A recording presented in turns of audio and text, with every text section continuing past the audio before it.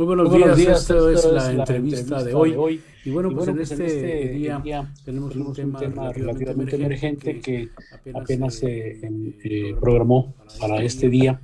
De esta misma semana es un tema que inició este martes con motivo de la suspensión provisional que otorgó el juez de distrito. Lo tenemos por aquí, es el nombre, se apellida Gómez Fierro, es Juan Pablo Gómez Fierro, y que, bueno, pues causó cierta polémica y que ocasionó que el presidente Andrés Manuel López Obrador enviara pues una especie de solicitud de investigación al magistrado, al juez. Y en esta ocasión, para comentar el tema, tenemos como invitados al doctor Mario Alberto Hernández. Él es presidente de la Comisión de Investigación Jurídica del Colegio de Abogados de Nuevo León, al maestro José Manuel Cardona Monreal. Él es presidente del Consejo Político de Regeneración Ciudadana, AP, y también el doctor Javier Sepúlveda. Él es directivo de la Facultad de Derecho de la Universidad Autónoma de Nuevo León. Finalmente, el maestro Esteban Tello Romero nos anunció hace rato que estaba en una audiencia y posiblemente se incorporaba un rato más ya que terminara esta audiencia.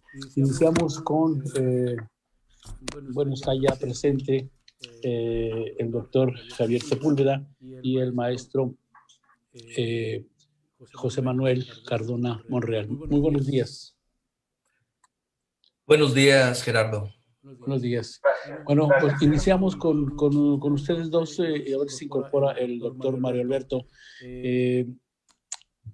Doctor Javier Sepúlveda, ¿qué opinión le merece este acontecimiento acerca de la suspensión provisional otorgada en contra de la reforma eléctrica y que además extendió el señor juez Pablo Gómez Fierro a otras personas sin haberlo solicitado? Creo que los magistrados el día de ayer habrían corregido esa resolución en el sentido de que no era adecuado alguien que no solicite el amparo otorgarse de forma oficiosa. ¿Qué opinión tiene, doctor? Bien, pues buenos días. Antes que nada, muchas gracias, Gerardo, por la invitación. A mí me parece, en términos muy generales, que no resultaría muy apropiado para la presidencia de la República haber hecho una manifestación en el sentido de que se investigara al juez porque tenía sospechas de que pudiera haber algún acto de corrupción. En términos también muy generales, a mí me parece que cualquier persona tiene derecho a ocurrir ante los tribunales, a solicitar el amparo de la justicia federal porque cree que se le está vulnerando algún derecho. Y es en esa vía en donde debe de resolverse cualquier situación que consideren procede o no procede. Es decir, no se debe de poner en entredicho la actuación de los jueces sin tener algún elemento de prueba. En este momento no resiste un análisis jurídico la queja en el sentido de que la queja presentada contra el juez pues es solo eso, una cuestión administrativa. Nada tiene que ver con la parte jurídica. Tendría que haberse atacado la suspensión en la vía correspondiente. Entonces, eso lo que manda es un mal mensaje con respecto al Poder Judicial Federal. Es decir, que pudiera ser que todos los jueces estén actuando, bajo una sospecha de corrupción. Tendríamos que darle el apoyo a los jueces de que resuelvan y que quien se sienta agraviado con sus determinaciones, pues que lo haga valer en la vía correspondiente. Esa sería de entrada mi opinión. Sí, pues yo creo que es muy acertada la opinión. Sin embargo, el presidente, como dice muy seguido, tiene otros datos, tiene historia, tiene conocimiento de cómo se administra la justicia en el país, tiene datos de personas que de alguna forma han bloqueado el avance de esta idea de la cuarta transformación, y pues como no es conocedor del derecho, como que ha reaccionado así, y no nomás es la primera vez. Anteriormente, acordémonos de una madre de familia se presentó a solicitar su ayuda porque su hijo ya había cumplido la pena de los 10 años y por una apelación lo mantenían ahí, previo a que había 4 protocolos de Estambul que acreditaban que había sido torturado. Y la exministra Olga Sánchez Cordero, hoy secretaria de Gobernación, mencionó que un juez sensible debió de haberlo puesto en libertad ya. Y pues el presidente le mandó también en esa ocasión al ministro presidente Arturo Saldívar una carta donde le explicaba ese problema sin la idea de la intromisión, porque mucha gente confunde la intromisión de un poder contra otro. Cuando hay una carta, una queja que puede cualquier ciudadano enviar al Consejo de la Judicatura o a la misma Suprema Corte, pues el presidente lo hace en ese uso, no le ordena ni pasa lo que pasaba antes, que anteriormente el presidente de la República tenía pues mucho control en los poderes. Tal vez eso ocasiona la actitud del presidente. El joven del que nos referimos fue puesto en libertad a las 3:30 de la mañana el día siguiente, que envió en la tarde esa carta, las primeras horas del día siguiente. ¿Por qué? Porque comprendieron tal vez que había algo muy negativo en eso y que no se da a conocer. Adelante, maestro.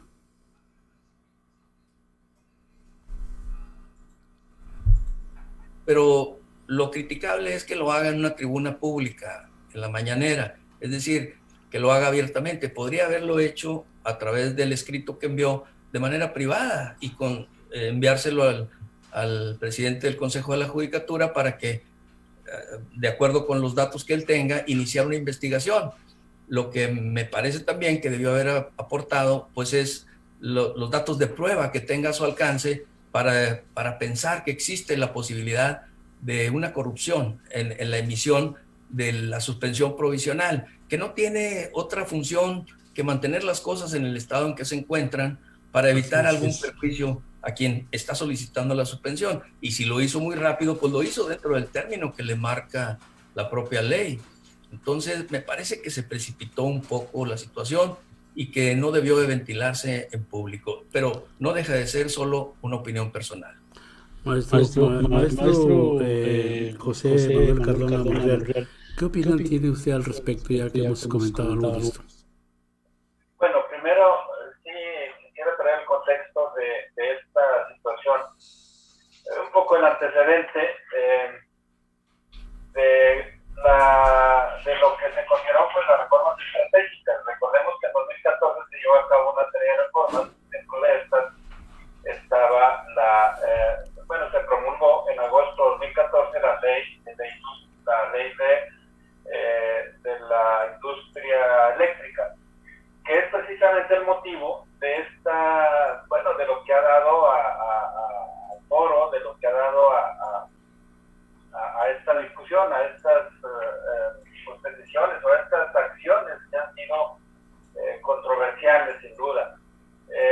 Esta reforma que se publica el 9 de marzo, donde se reforma precisamente esa ley en básicamente 9 artículos y algunos transitorios, y pues con base en esta propuesta o en este decreto que publica el Ejecutivo y que proviene del Congreso, es el motivo de esta controversia judicial.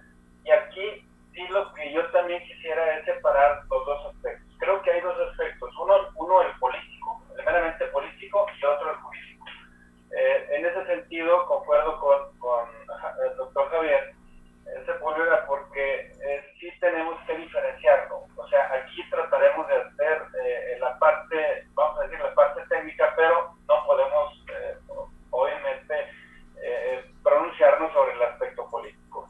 Respecto al primer asunto, es evidente que cualquier persona, cualquier ciudadano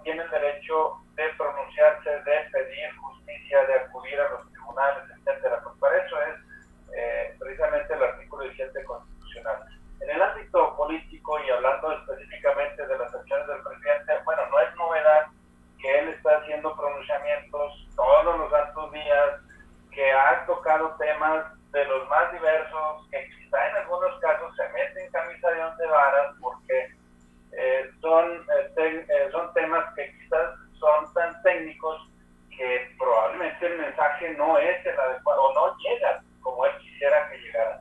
Este comunicado en eso se queda, técnicamente en eso se queda, es un comunicado, es una comunicación que tiene con el presidente de la Suprema Corte, y este a su vez responde de manera institucional, así lo veo yo, de manera institucional, uno pidiéndole un poder, pidiéndole al otro que se investigue, y el otro diciendo lo tomamos y vamos a investigar. Hasta ahí las cosas creo que no, cierto que causa cierta inquietud por las declaraciones anteriores, etcétera, en contra al ejercicio de la abogacía y en contra de aquellos que defienden a empresas transnacionales, etcétera. Pero no deberíamos perder el contexto de lo que hoy ocurre en relación a esta reforma. Entonces el aspecto central es ¿por qué el juez? Ese es el motivo de la inquietud en todos los ámbitos, por supuesto en el ámbito jurídico. ¿Por qué el juez concede una suspensión? No solamente a los quejosos, o sea, las personas que acuden en ese amparo, que son contadas las personas, 2, 3 personas, no recuerdo el número de quejosos, pero ¿por qué? Aquí la cuestión es, bueno, ¿por qué suspende erga omnes, como lo conocemos este latinismo? Es decir, ¿por qué suspende para todos algo que están reclamando solamente ciertos particulares?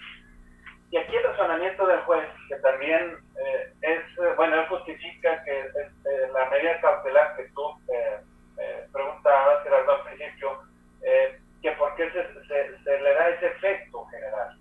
Y el juez, en principio, justifica que la suspensión, de acuerdo con la ley de amparo, pues es válida y se justifica que no hay un perjuicio al interés general, que de alguna forma no se contraviene las normas de orden público.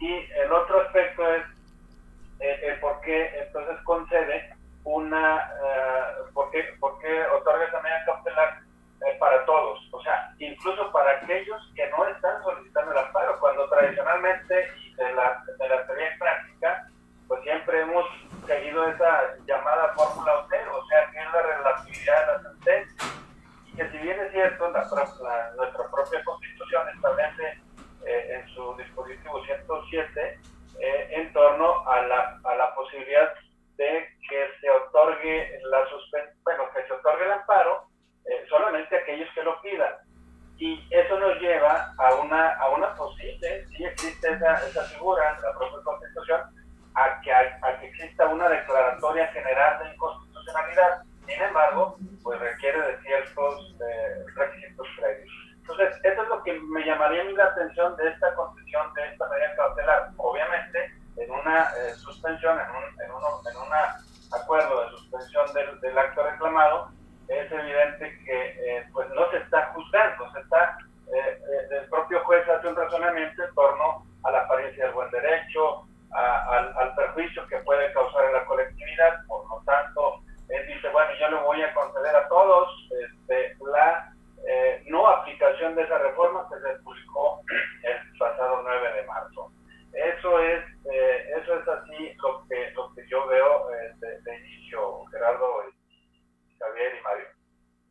Bueno, pues creo que precisamente es algo difícil tratar exclusivamente el tema bajo la idea estricta del derecho puro, y que tiene otras implicaciones sociopolíticas, otros antecedentes, otra historia, porque no es la primera vez que este juez participa en aspectos pues de la gente que recurre a su tribunal, casos pues de los anteriores sexenios, hay resoluciones que fueron muy comentadas, y bueno, no se puede dejar de ver el mensaje o el lenguaje mismo corporal, que es subjetivo, pero sí indica a las personas el extender ese beneficio a personas que no pidieron el amparo. Presuntamente ya fue modificado por magistrados en el sentido que pues no ha lugar el hecho de que a alguien que no solicitó el amparo se le extiende ese beneficio o esas medidas que pronunció. Sin embargo, creo que se puede analizar así desde el punto de vista más amplio y social también, porque hemos visto tratadistas como el maestro Eduardo Pallares decía que el derecho penal es el derecho de los pobres. Se ha visto a lo largo de la historia la aplicación y también la Procuración de Justicia no tiene una buena calificación del colectivo social. Entonces esto surge y el presidente lo maneja pues quizás públicamente porque pues tiene un mayor efecto para que pueda irse mejorando las cosas. Yo creo que la intencionalidad del presidente no me parece negativa. Sin embargo, bueno, pues hay enfoques y hay opiniones. Doctor Mario, doctor Javier Sepúlveda, sobre este tema de esa ampliación de los beneficios del amparo, las medidas que haya tomado el juez para las personas que no le solicitaron el amparo, ¿cuál es su opinión?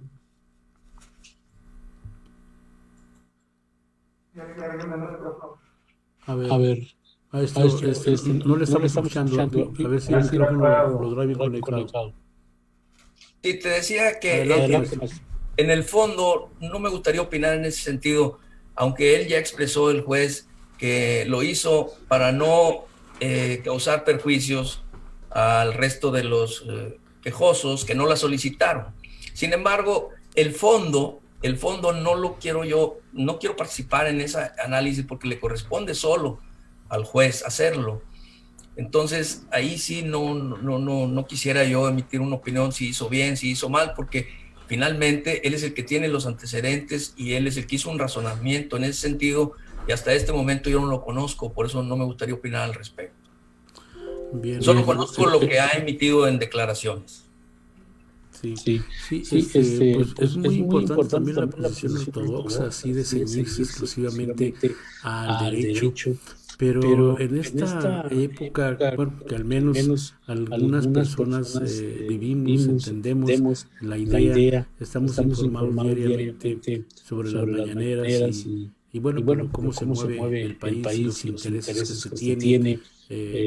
Nos ubicamos en un punto como que de juicio un poco con más amplitud, y a lo mejor no es válido hablando del derecho y tenemos que hacer como lo que hace el maestro, que pues él se ciñe exclusivamente al derecho y la opinión ciudadana pues como quiera la restringe, no opina sobre esto, pero pienso que el enfoque que se le debe dar, dado el caso de que este programa es para la gente, para los ciudadanos que conozcan o no conozcan el derecho. Incluso hay veces la fraseología y el argot del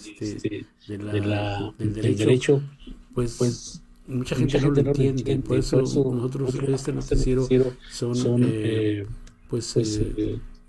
pues comunicación comentada, noticias comentadas, información comentada, para poder que se entienda y que se comprenda esto y la parte social que nosotros también introducimos a esto, pues le da un poco más de luz a esos acontecimientos, como recientemente publicó Enrique Krauss en el New York Times, que entre otras cosas, después de quejarse mucho sobre el gobierno actual de México, le pide al presidente Biden que venga, que corrija o que de alguna manera regañe, o como se puede interpretar, al presidente mexicano. O sea, nos hizo recordar la época de Maximiliano de Austria, nos hizo recordar la historia en ese sentido de cómo se dan los acontecimientos. Y en esta transformación surgen muchísimos intereses, pero bueno, hay quienes toman un partido, otros son neutrales, y de alguna forma creo que se debe de impulsar este tipo de discusiones entendibles para la comunidad y que de alguna manera pues, sea más explicativo si hay o no razón en el tema.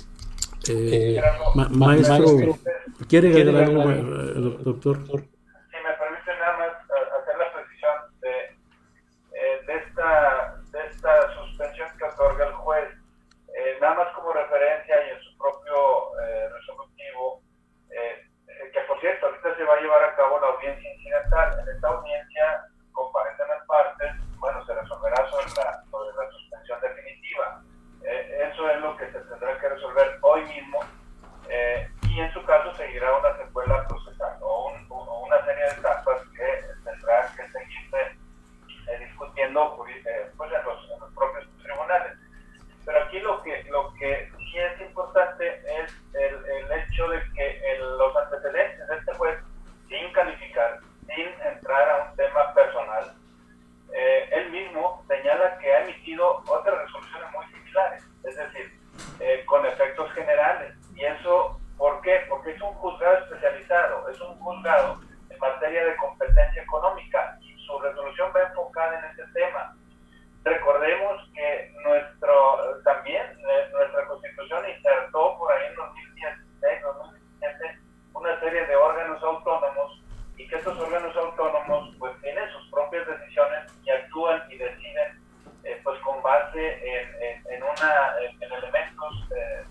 elementos objetivos, en cuestiones que son muy especializadas, como es el tema de la energía eléctrica.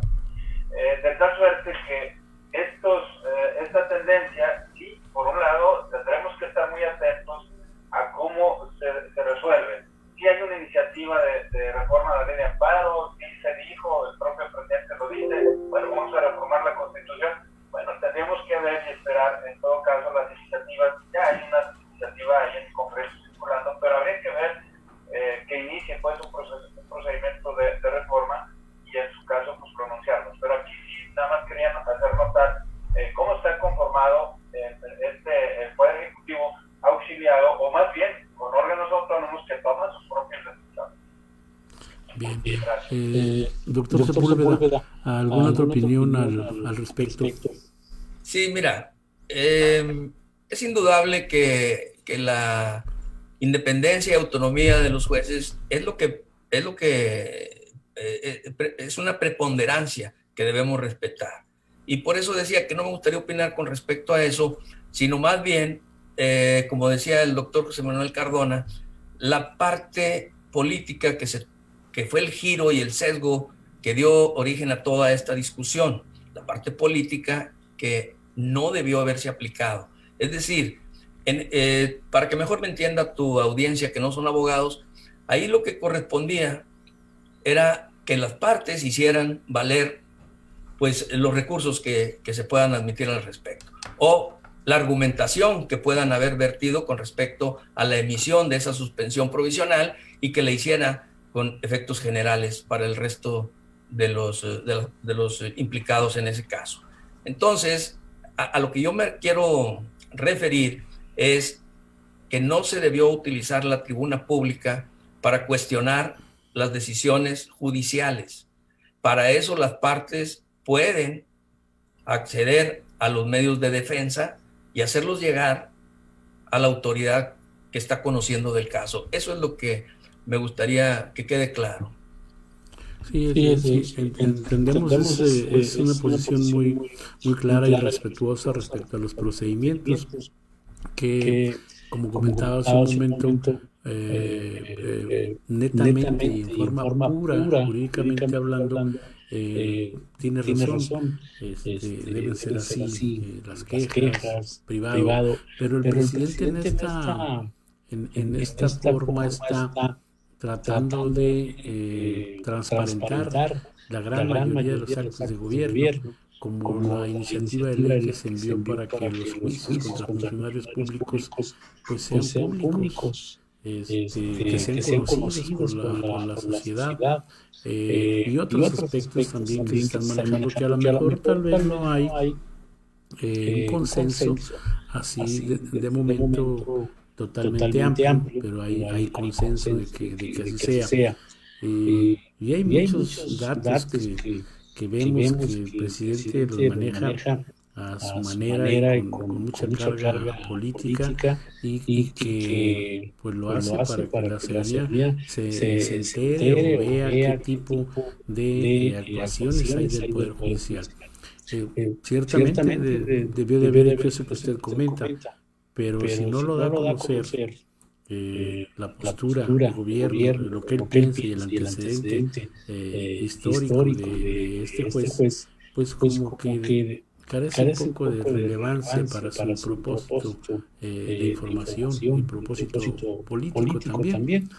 Pero pues yo creo que como comenta el maestro Cardona, hay que darle seguimiento a esto. Por lo pronto lo que yo tuve conocimiento es que le corrigieron ahí el acuerdo al juez Gómez Fierro, los magistrados, en el sentido de que no era adecuado que se extendieran sus beneficios a otras personas o instituciones sin que de por medio hayan solicitado ese amparo. Pero bueno, como comentaba ahorita, tenemos nuestra historia, nuestros signos, nuestras formas de pensar y nuestra ubicación sociopolítica y sociológica incluso. Entonces, pues las personas con las que se trata un tema, bueno, pues es con la idea de que esto se pueda pues esclarecer lo más posible, aunque está sujeto a ese procedimiento. Recordamos, yo recuerdo en mi época que litigué asuntos, había jueces que te dicen, pues ese es mi acuerdo, que yo pienso, y si quieres recurrirlo, apélate. O sea, aunque fuera una resolución que me parecía, es opinión personal, me parecía cínica, con pues elementos jurisprudencias no aplicables al caso, o exactamente los jueces, yo veía cómo, no sé si todavía sigan igual o peor, pero veía cómo tenían instrucciones de arriba. Yo litigué varios asuntos donde estaba la mano del gobernador y era muy difícil, apenas sacándolo al área, a la esfera federal, para poder tratar de pelear contra eso, o intereses de grupos, de despachos, de personas poderosas. Difícilmente podías ganar un asunto, aunque tuvieras esa razón o estudiaras el derecho. A veces prevalece, y en segunda instancia o tercera podías tener la razón, pero por lo pronto ya el tiempo perjudicó. Entonces esa historia se conoce, se sabe, y no es por juzgar directamente a un juez de distrito. Es que hay atrás también una historia que crea indicios de desconfianza, y eso será subjetivo y no será sujeto a prueba, pero está ahí, es la historia, y es lo que mucha gente pues no confía mucho en nuestro sistema de derecho. Pero bueno, es otra historia.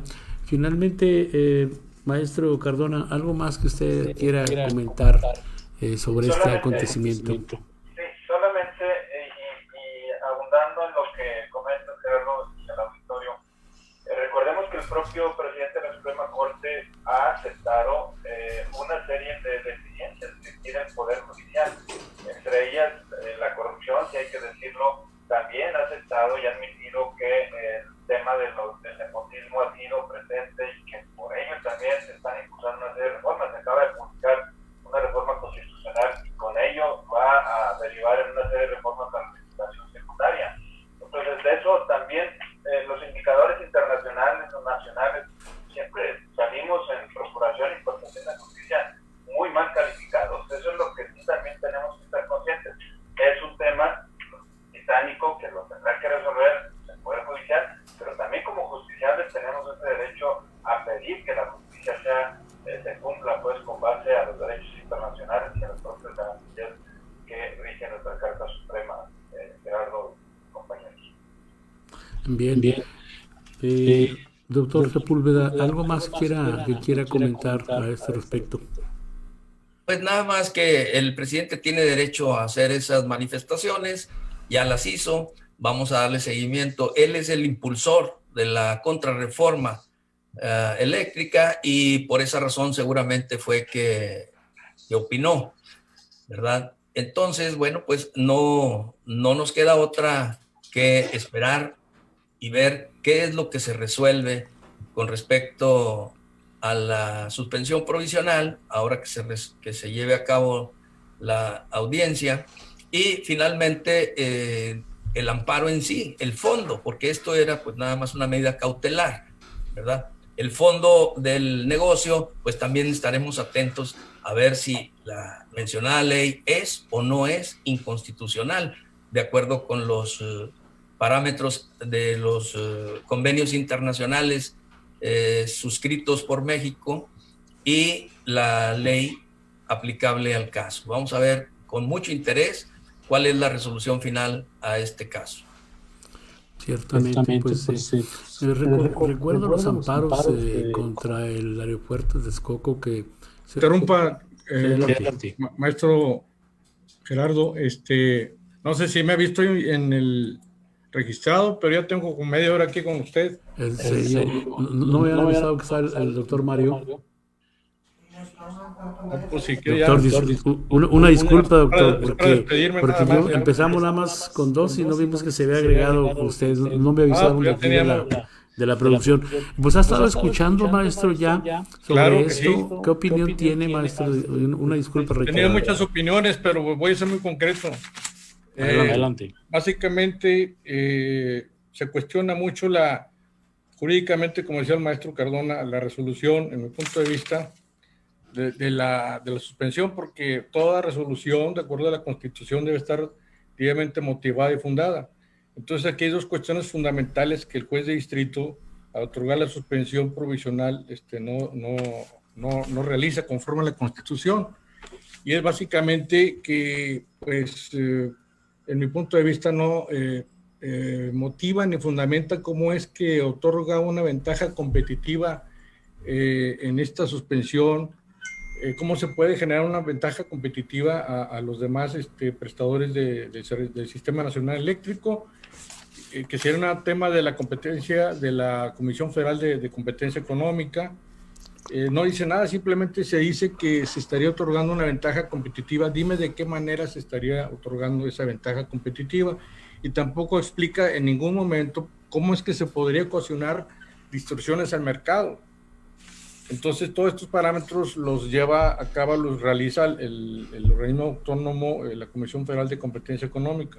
Entonces, en mi punto de vista, jurídicamente es una resolución que está a falta de motivación y de fundamentación, lo que implica pues una serie de irregularidades jurídicas que son motivo de análisis para el otorgamiento de la suspensión definitiva. Independientemente de lo que se ha dicho de los recursos. Entonces, lo que aquí se defiende es precisamente el espíritu constitucional de la defensa de la legalidad, de la honestidad, de la eficacia, de lo que implica el desarrollo nacional a través de la Rectoría del Estado, en estos aspectos, por ejemplo, del sistema eléctrico. Entonces, en mi punto de vista, sí está planteada, con independencia de las quejas y demás, la visión jurídica de que, en mi punto de vista, está incorrecta esta resolución, independientemente, como decía el maestro Cardona, de que es muy cuestionable el hecho que se haya extendido de manera general la suspensión a otros actores que tan siquiera, conforme a la propia teoría pragmática del amparo, la teoría de la práctica, el amparo procede a instancia de parte. Entonces, aquí, si no se ha promovido, ¿por qué vas a otorgarles una suspensión que no se ha solicitado? Digo, entre comillas.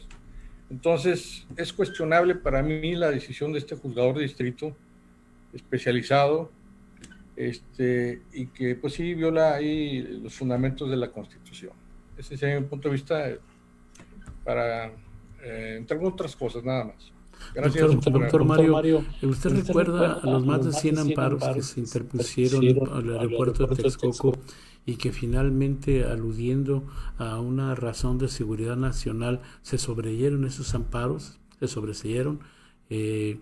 ¿aplicaría en este caso, según su criterio, y en este caso hipotético, que se pudiera también considerar de seguridad nacional la distribución de la energía? Porque la reforma precisamente plantea eso, la rectoría que tiene el Estado en relación a la generación, y no solo eso, sino distribuirla, y que las famosas pidiriegas que nacieron hace, pues, ¿qué será?, unos 30 años, nacieron inconstitucionalmente porque el 27 de la Constitución precisa la generación, distribución de la energía en la rectoría del Estado.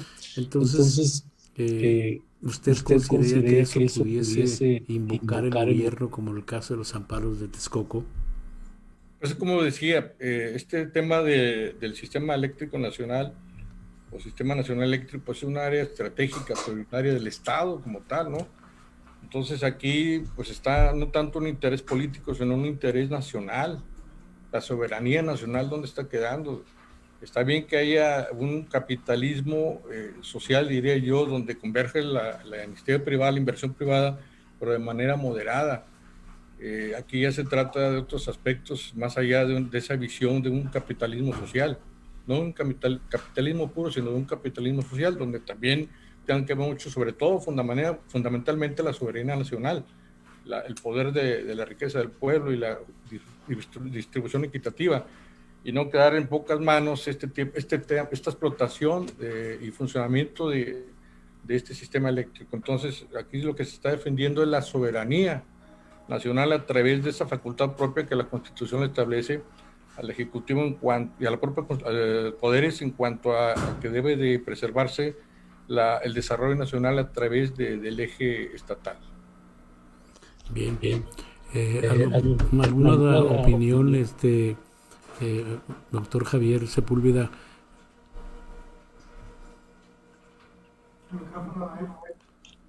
A ver, el doctor Javier Sepúlveda, si tiene el micrófono. ¿Sí me escucha, doctor Javier Sepúlveda? De lo que se transitó, Gerardo, sí. Adelante. Fue precisamente hacia el libre mercado por los convenios de comercio internacionales que firmó el país. Es decir, se rompió el monopolio de la electricidad en México, y lo que dice ahora Mario Alberto, pues que es la soberanía y que hay que regresar a él, la rectoría del Estado. Pero aquí el avance había sido hacia el libre mercado, hacia la libre competencia. Eso es lo que se había logrado, y habrá que ver, por eso se decía que habrá que ver el resultado final del amparo, porque están en juego el Tratado de Libre Comercio que tenemos con Canadá y Estados Unidos, y también en la cuenca del Pacífico, y también en la parte de Europa. Entonces, habrá que ver qué es lo que se resuelve al respecto, porque habíamos entrado en una libre competencia de mercado. ¿Y hacia dónde avanza la generación de electricidad? Hacia la generación de electricidades o de, digamos, limpias. Y en ese sentido, pues no queda la sustentación, y sí se podría causar un daño al medio ambiente, que es lo que se está también tratando de cuidar. Y en ese balance de ideas de causar daño al medio ambiente o causarle daño a la nación, hemos visto a lo largo de la historia del libre mercado cómo las empresas privadas es obvio que entran a generar riqueza. O sea, es negocio para ellos, y el Estado, su función es proveer a los habitantes del servicio. Y anteriormente se hablaba de esas energías limpias, pero que de acuerdo a los costos de esas energías limpias, pues elevadas, el Estado también tengo entendido que tiene esa idea de poder generar energías cada vez más limpias y a bajo costo de lo posible. Incluso la planta de Laguna Verde pues no se está usando poco, que es nuclear, y otras plantas que se echaron a andar en esta emergencia que hubo con las heladas, y que pudo el país resolver el problema eléctrico, y los particulares que les tocaba proveer Nuevo León no pudieron porque pues no hubo gas y no se lo vendieron. Y había un decreto, incluso el mismo gobernador que no quería ni siquiera venderle a otros países, otros estados de la Unión Americana, que fue frenado por el presidente Biden. Pero sí es importante, yo creo que ver los intereses de la nación, porque el libre mercado nos ha demostrado que es una gran fábrica de pobreza. A ver, Gerardo, es una opinión personal. A ver, Gerardo, pero ahí en ese sentido que estás hablando del último evento que tuvimos con motivo de las bajas temperaturas, no fue realmente escasez de gas, sino que aumentó el costo del gas. De $8 que costaba pasó a $200 y no se pagó, no se quiso pagar ese costo. Y también salió a la luz pública que no se pagaron los seguros que hacían posible que se mantuviera el precio en caso de una fluctuación como la que se dio. Entonces, tenemos que tener cuidado, ¿verdad?, a la hora de opinar en ese sentido, porque habrá que ver todo el entorno y el contexto en que se dio, ¿verdad? Porque si se hubieran pagado los seguros de garantía en el precio, pues no hubiera habido esa escasez que sí se tuvo. Pues sí, se aumentó de precio por el hecho de la misma escasez, porque hubo ductos congelados, etcétera.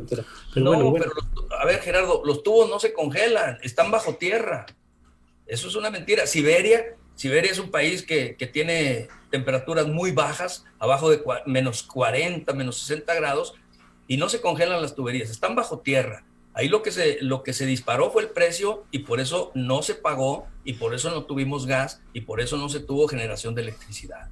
Sí, escuché opiniones a favor y en contra, pero lo que esgrimían los productores del gas eran esos problemas, el problema del manejo del gas en esas temperaturas, y hablaban también de ductos congelados, aunque pues ciertamente también había la opinión contraria de que no había ese congelamiento, pero el aumento fue enorme, ¿no? De 8 a 200, Entonces, en fin, todo eso que ocurre, pues son los intereses grandes, los intereses del libre mercado que nos guían a ese sistema que no ha sido justo en el mundo entero, y el antecedente lo tenemos aquí inmediato en los últimos gobiernos de la República, los últimos 5 o 6 gobiernos que fueron y le apostaron al libre mercado y todo esto que sucedió.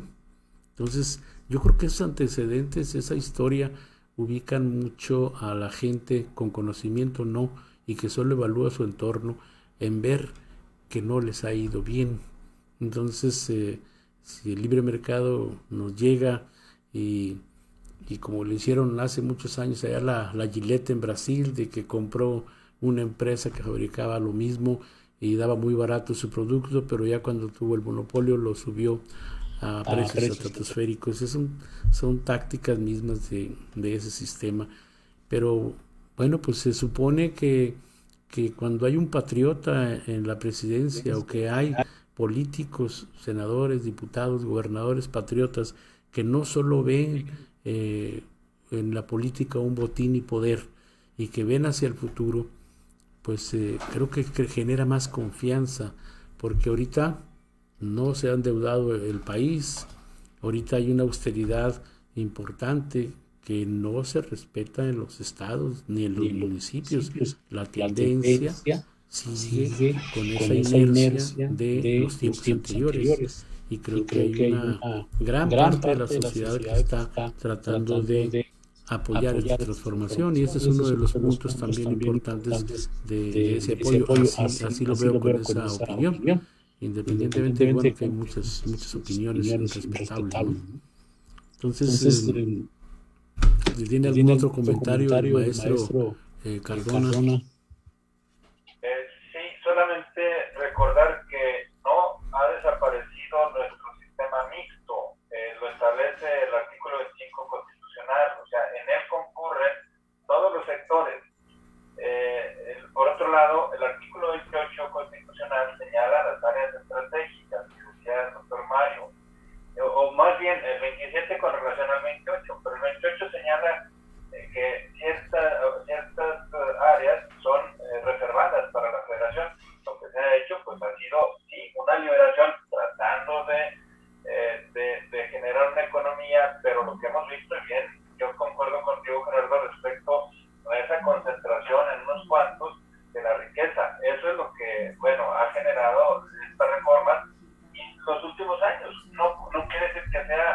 sea imperfecto, pero todo el mundo está así, o sea, no somos exclusivos, porque estamos en un sistema que ha sido adecuándose y que también hay un fenómeno llamado globalización que ha carcomido todos los cimientos y todas las estructuras de todos los países. O sea, hay que estar conscientes también y ser reflexivos y utilizar pues el pensamiento crítico en torno a estos problemas.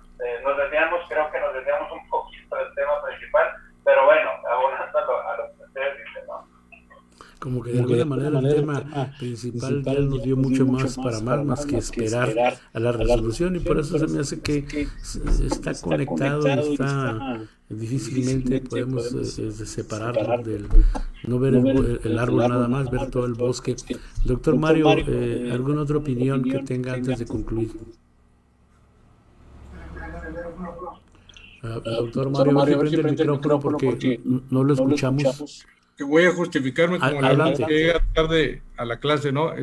Tenemos una junta a las 2:30 muy importante y por unos minutos ahí me pasé, discúlpenme por favor a su público y a ustedes. Pues hay muchas cosas que decir. Lo importante es pues trabajar un país que salga adelante.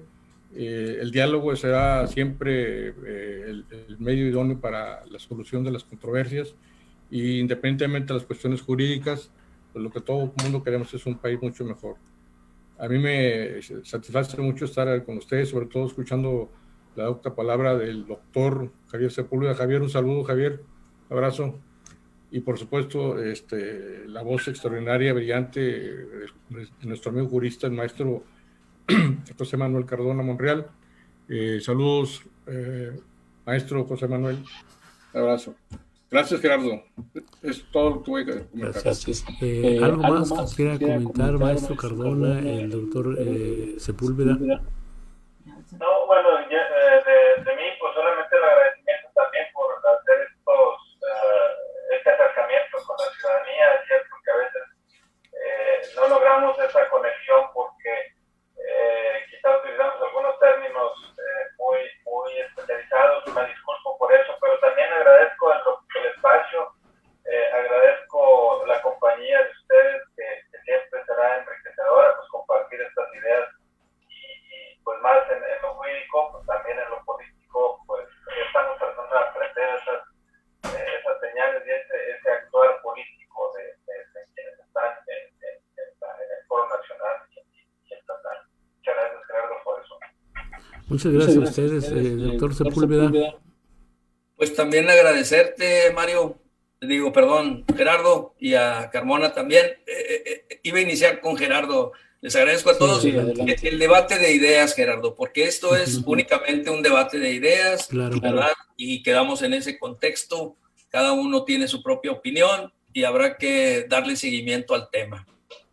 Muy bien. Pues agradecemos la presencia de el maestro Mario Alberto Hernández, presidente de la Comisión de Investigación Jurídica del Colegio de Abogados de Nuevo León, al maestro José Manuel Cardona Monreal, presidente del Consejo Político de Regeneración Ciudadana AP, y también al maestro doctor Javier Sepúlveda, pues es de la Facultad de Derecho de la Universidad Autónoma de Nuevo León, y el maestro, el licenciado Esteban no estuvo por aquí, nos había avisado que iba a estar en la audiencia, Esteban Tello Romero, pero bueno, con estos temas interesantes yo creo que se dieron diversos enfoques razonables, debatibles, pero con la idea de llevarle a usted estas diversas opiniones para que le enriquezcan su forma de entender algunas cosas y bueno, pues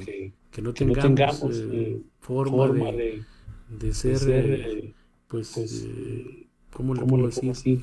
Identificarse con determinado tema, aunque no se puede también, porque decían hay que ser objetivos, y ella dijo, pues es que no somos objetos. Cada quien tiene una forma de pensar y sin embargo, pues honestamente aquí se expone.